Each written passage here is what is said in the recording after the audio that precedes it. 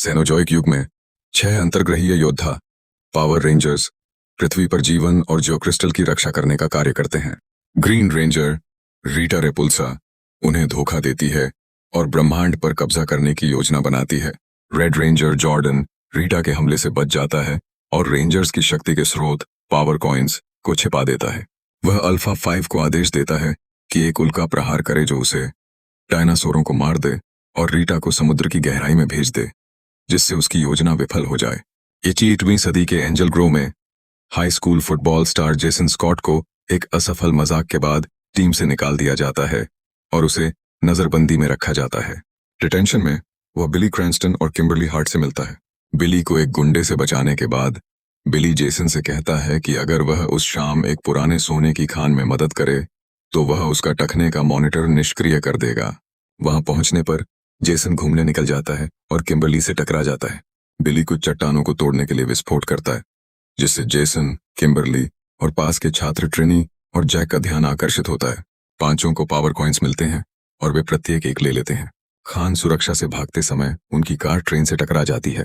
अगले सुबह वे अपने घरों में जागते हैं और पाते हैं कि उन्हें अलौकिक शक्तियां मिल गई हैं। इस बीच रीटा का शरीर मिल जाता है। जागने के बाद वह सोने के टुकड़े इकट्ठा करने के लिए तबाही मचाती है ताकि अपने अनुचर गोल्डार को उठाकर जियोक्रिस्टल ढूंढ सके। पांचों किशोर खान में लौटते हैं और एक प्राचीन अंतरिक्ष यान खोजते हैं जहां वे अल्फा 5 और जॉर्डन की चेतना से मिलते हैं। वे किशोरों को रेंजर्स के इतिहास और रीटा के बारे में बताते हैं और चेतावनी देते हैं कि रीटा के पास पूरी शक्ति हासिल करने, जियोक्रिस्टल खोजने और पृथ्वी पर जीवन नष्ट करने के लिए केवल 11 दिन हैं। पांचों जहाज छोड़ देते हैं, वापस आने का कोई इरादा नहीं रखते जब तक जॉर्डन जेसन से टीम को मनाने की विनती नहीं करता। अगले दिन पांचों वापस प्रशिक्षण के लिए लौटते हैं, लेकिन वे मॉर्फ नहीं कर पाते। वे अगले सप्ताह सिम्युलेटेड पुटीज के खिलाफ प्रशिक्षण लेते हैं और बार बार असफल रहते हैं। रेंजर्स को प्रेरित करने के लिए अल्फा जॉर्ड्स दिखाता है। जैक अपने जॉर्ड को मजे के लिए बाहर ले जाता है और जब वह इसे क्रैश कर देता है तो लगभग बाकी रेंजर्स को मार देता है। इससे जेसन नाराज हो जाता है और दोनों में झगड़ा हो जाता है।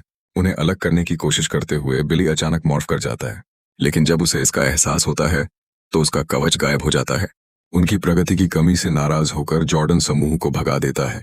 जेसन जहाज पर वापस लौटता है और जॉर्डन का सामना करता है, जहां उसे पता चलता है कि जैसे ही रेंजर्स मॉर्फ करेंगे, मॉर्फिंग ग्रिड खुल जाएगा और जॉर्डन खुद को भौतिक रूप में पुनर्स्थापित कर सकेगा। धोखा महसूस करते हुए जेसन जॉर्डन पर टीम का इस्तेमाल करने का आरोप लगाता है। टीम खान में शिविर लगाती है और एक दूसरे के साथ बंधन बनाती है। उसी रात रीटा ट्रिनी पर हमला करती है और उसे आदेश देती है कि वह रेंजर्स को डॉक पर लाए। ट्रिनी उन्हें रीटा के बारे में बताती है और वे लड़ने पहुंचते हैं, लेकिन जल्दी ही हार जाते हैं। रीटा बिली को जियोक्रिस्टल का स्थान बताने के लिए मजबूर करती है, जिसे उसने पहले ही पता कर लिया था। फिर उसे मार देती है और बाकी को छोड़ देती है। रेंजर्स बिली के शरीर को जहाज पर ले जाते हैं और जॉर्डन से उसे पुनर्जीवित करने की प्रार्थना करते हैं। रेंजर्स सहमत होते हैं कि वे एक दूसरे के लिए अपनी जान दे देंगे और रीटा को हराने का निश्चय करते हैं। ऐसा करते ही वे मॉर्फिंग ग्रिड को अनलॉक कर देते हैं। जॉर्डन खुद को पुनर्जीवित करने के अवसर का बलिदान देकर बिली को वापस जीवन देता है। टीम के पुनर्गठित और आत्मविश्वासी होने के बाद रेंजर्स अपने कवच में मॉर्फ कर जाते हैं। रीटा गोल्डार को बनाती है, पुटीज की एक सेना उठाती है और जियोक्रिस्टल खोजने के लिए एंजल ग्रो पर हमला करती है। रेंजर्स पुटीज से लड़ते हैं और अपने जॉर्ड्स में एंजल ग्रो की ओर बढ़ते हैं।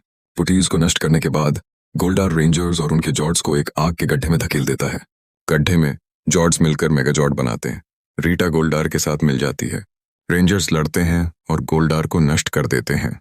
जेसन के आत्मसमर्पण के प्रस्ताव को अस्वीकार करते हुए रीटा उन्हें बताती है कि और लोग क्रिस्टल के लिए आएंगे और मेगाजॉर्ड पर झपटती है, लेकिन उसे एक थप्पड़ मारकर अंतरिक्ष में फेंक दिया जाता है। रेंजर्स की स्थानीय नायकों के रूप में प्रशंसा की जाती है और रीटा के खतरों के समाप्त होने के साथ वे अपने सामान्य जीवन में लौट जाते हैं।